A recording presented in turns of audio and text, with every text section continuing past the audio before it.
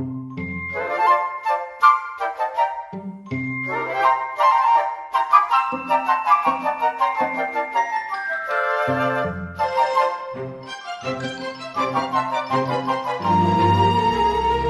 everybody, Marty here with Marty Knows Baking. Today we're making sourdough bread from two different starters. I'm going to show you really quickly how I fed it 12 hours ago. It's 12 hours later, so watch that and I'll meet you right back here. So since tomorrow is November the 16th, a Monday, and 7 days after I fed my two starters, one that has milk and one that has water, I'm going to go ahead and feed the starters. So I'm going to make bread. I want to make bread in about 12 hours. So I'm going to feed my starters now, and I'm going to show you how I do that really quickly. And then I'm going to cover them up and leave them for those 12 hours, and then we'll pick back up. But first I'm going to show you how I feed them. All right, so I keep my starters in just jars, glass jars, and I don't even necessarily, sometimes I keep them in mason jars, but most of the time not. So what I'm going to do first is I'm actually going to, this is flour, this is sugar, this is milk, and this is water. So if you want to refer back to how to start a starter, I did do a video on that will show you how to start either one of these starters. The milk one is the easiest to start. The one with just water is the easiest one to keep because of what we're about to do. So I'm going to dump the water starter. Oh, it smells good. It smells like a starter. I'm going to stir that up and I'm going to pour everything that's in here out into my bowl.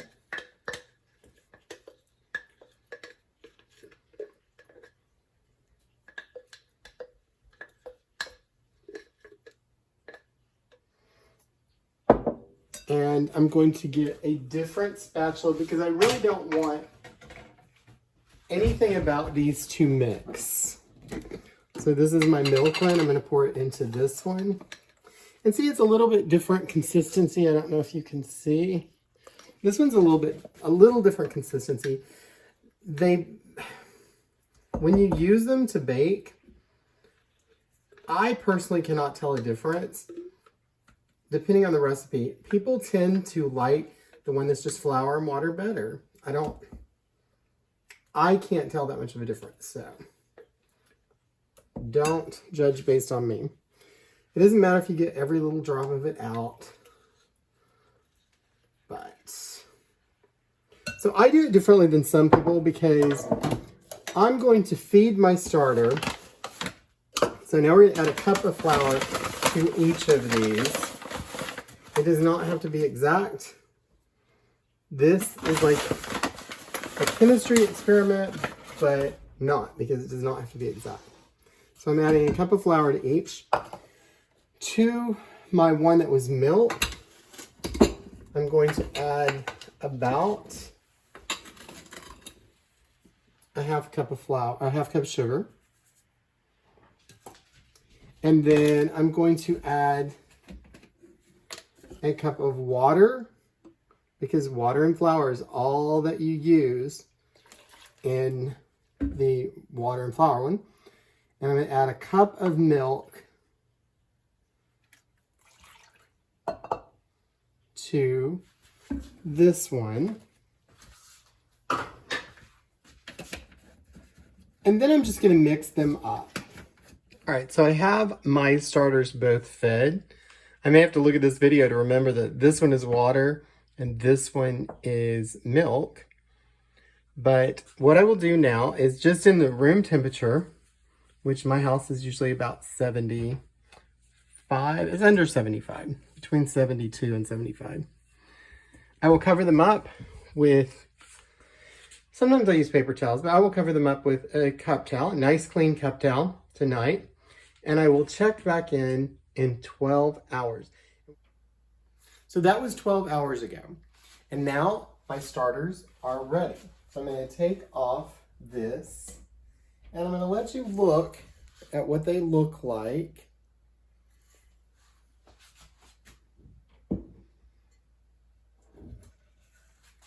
This one is all bubbly. It smells nice. And so the first thing I'm going to do is I'm going to put 1 cup of each of my starters back in the clean jars. And I'm going to then reserve the rest to make bread today. So I'm going to do that really quick and I'll meet you back here in 1 sec. All right, so I got my starters labeled. This one is milk. It's hard to read. This one is water. And today's date, 11/16/20. These go back in the refrigerator. If you're paranoid, you can sit them in another bowl because sometimes they grow to the point that they actually come off. And I also do not put these lids on super tight because it needs a little air to get to it to do its business. You don't want to suffocate it. So, all right, so on to making bread. So these are the ingredients that you're going to need to use to make sourdough rolls today. We're going to need cooking oil, we're going to need eggs, we're going to need flour, water, milk, salt, yeast, and sugar. Now I'm going to get ready to mix all this stuff up.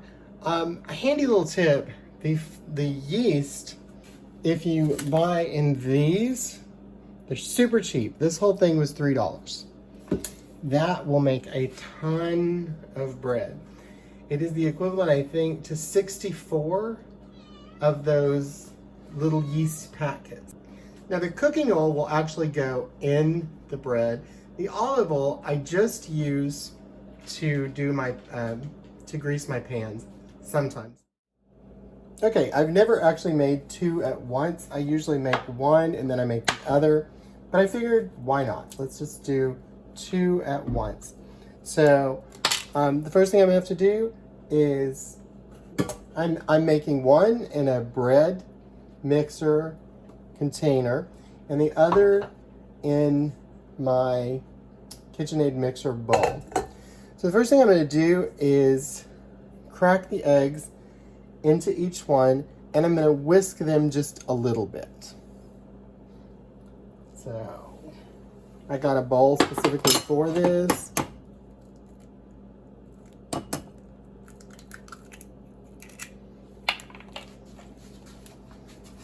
I'm going to whisk them just a little bit, just to break them up. And I'll put that in each.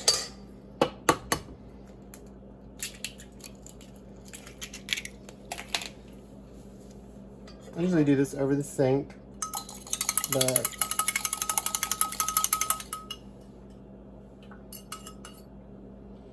and then I add things in no particular order. I have 2 things I do. Flour is the very last thing we do. So we're going to put a cup of starter, of our starter that's left over. It does not have to be exact, but you want as much as you can. And it really, you end up, the way we fed it, you end up with right at just a tiny bit left over the cup. And I'm going to do each of these because I don't want to leave out a step. This is a half cup, so you're going to watch me do 2 of them.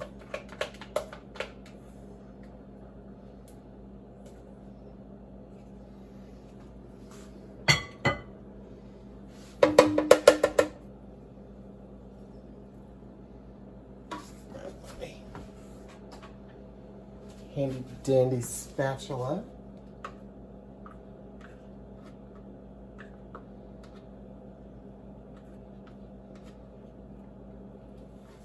I'm going to do a half a cup of sugar in each one.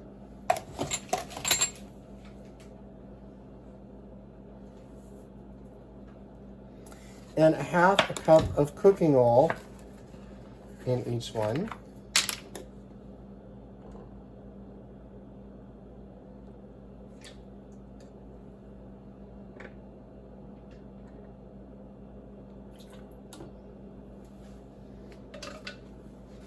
And then I'm going to add my yeast. Now the yeast I buy in that brick, and then I put it inside a mason jar, which I seal every single time with my food saver sealer. So it's vacuum packed so there's no air. And that means this yeast will last a really long time. I am going to use 3 tablespoons of yeast. We need salt. We need 2 tablespoons of salt.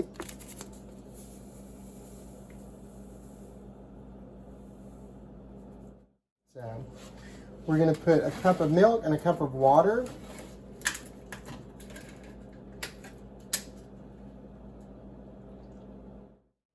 All right, now comes the flour. I do not like to measure flour in cups because it's messy. I just don't like it. So I use a scale. Now, we're going to do this in 2 different ways.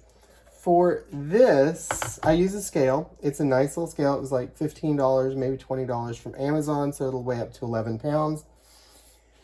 And I'm going to set it to grams. I add 900 grams of flour.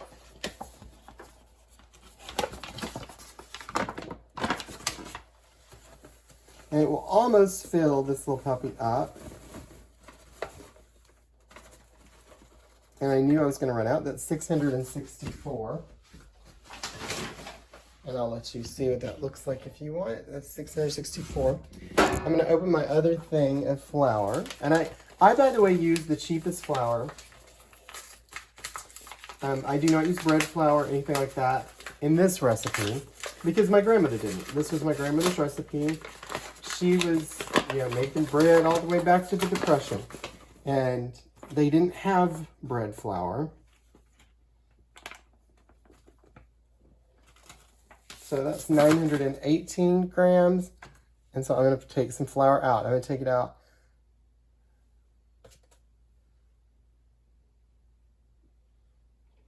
Until I get exactly 900. That's what I want. And I'm going to use the bread maker here only to mix my dough. So I'm going to put this in here. I'm not going to start it because it's going to be loud. When I start it, it's going to be loud. But what I am going to do is before I add the flour to this, I'm going to pull out the mixer. I'm going to put this in here. And I'm going to actually mix this up just a little bit first. Not much, just a little bit. I just want to mix the ingredients up.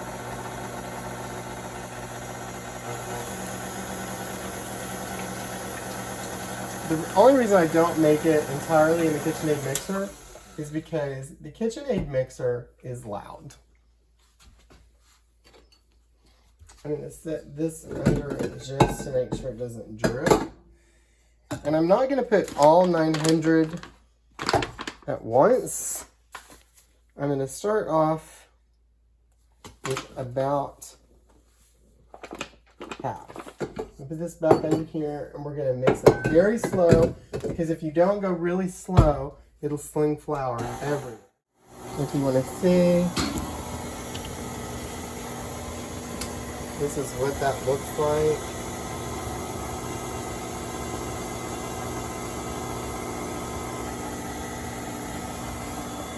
Now I'm going to take it off one more time.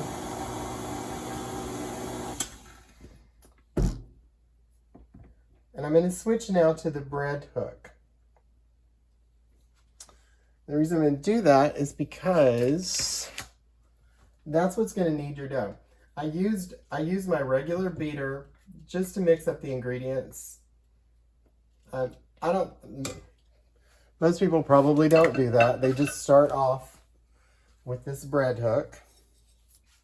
Most people probably just use this bread hook, period. But it is what it is. So I'm going to add the rest of the 449. Now the reason I use a scale is 2 things. It's more accurate. And so sifted, not sifted, whatever, it's going to be more accurate. But it's also, it's not as messy. I hate adding stuff. I hate adding flour cup by cup. It drives me crazy. All right, so we're, again, very slow until we get it mixed up a little bit.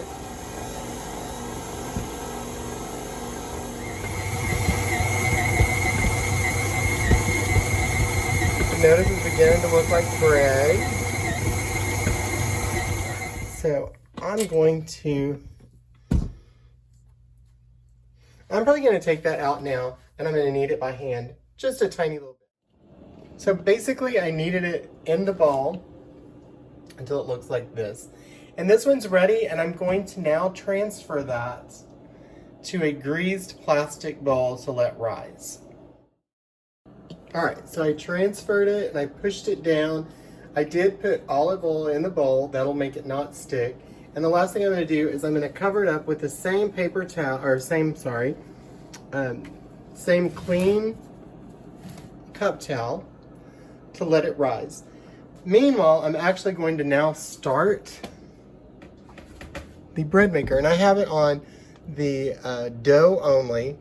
So I'm going to press it, and it's going to start. And in about 30 minutes, 35 minutes, it'll be ready for me to also transfer to a bowl and let rise. And that's basically it for making the dough. I'll catch you back in a minute. All right, so the bread maker, that looks done to me. I don't let it go through the whole cycle because if you're not careful, it will rise in there and it will overflow. So what I'm going to do is I'm going to take that out and I'm going to put it in my greased bowl, and then I'm going to sit it next to the other one under the cup towel, and I'm going to let it rise for probably about an hour and a half, and I'll check it every 30 minutes to see how it's doing. So I've got it in my bowl, and now I'm just going to cover it up with the cup towel also, and we'll check back every 30 minutes. So 30 minutes later, you can see that they have both risen. I'm going to punch them back down and check back in 30 minutes. I'm going to let it rise for 90 minutes before I start to make rolls. All right, everybody, we are in the home stretch. I've let this rise and pounded it down twice. It is looking great. So what I'm going to do now is make my rolls. Okay, so normally I take these and make loaves, and each recipe will make either 3 regular size loaves or 2 large loaves and 1 small loaf. But today we're not doing that. It's almost Thanksgiving, and so I'm going to bake 12 rolls. And all the rest of the rolls that this makes today, I'm going to make into little balls and freeze. And then the people that I'm giving them to on Thanksgiving Day can just take them out, put them in their pans, and let them sit on the counter at room temperature covered for 5 hours, and then put them in the oven. They'll thaw and rise. They can put them in the oven and cook them, and it will be just like they got up that morning and made fresh sourdough rolls. So as we go to do this, we're going to make 2-ounce rolls. And I washed my scale so I could just put it directly on there. Looks like I didn't wash as good as I thought. No, I did. I washed it. That's 2.2. And you're just trying to, that's 2 exactly, and we're just going to pop that in the middle of it. They're not necessarily pretty, but they'll do. It's 1.8, 1.9.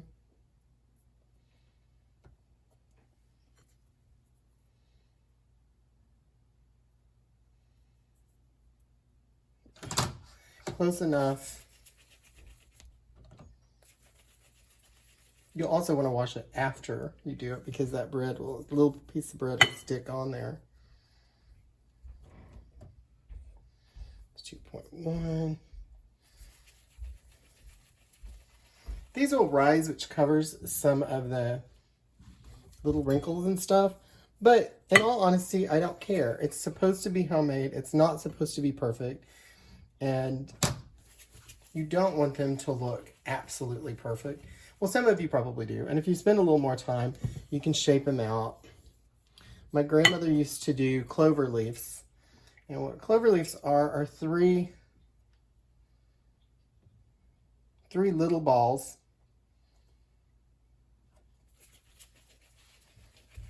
In each one of these little cups. So she would make 3 little balls like this.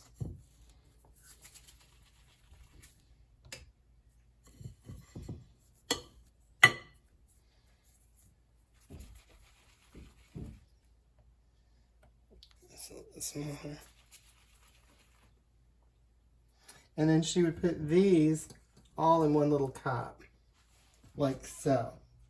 And then they rise up and they're easy to break apart, and they're just cuter.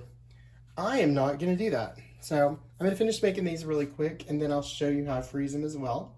I'll see. All right, you can see that I ended up with my 12 in a pan, and I had each batch makes 30 rolls, 2-ounce rolls. So that's 2.5 dozen. So for the last, this is 2 dozen. For the last 4, I had to dip in to the other. So now what I'm going to do is I'm going to let the ones in the pan rise, and I'm going to take the ones on the tray and I'm going to slip them carefully into my freezer, where we're going to let them freeze. Well, I'm going to need 2 hands for that. So I'm going to put them in here.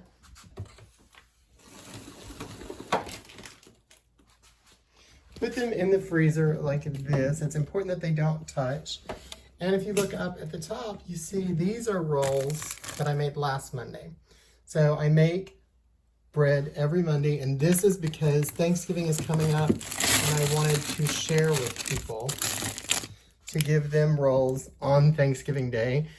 And this is like the only way to do that. So when the rolls have risen, we'll bake them, and that will be that for the bread. Alrighty, so now my rolls are looking good. I'm gonna set the oven for 350. I'm gonna let it preheat, and then I'm gonna cook them for about 25 minutes, and then we'll be done with the bread.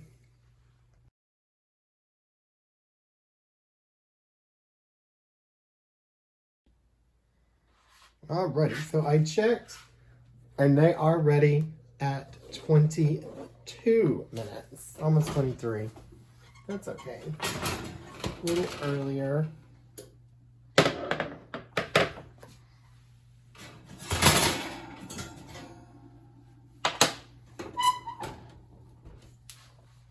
Don't those look nice? Don't those look yummy?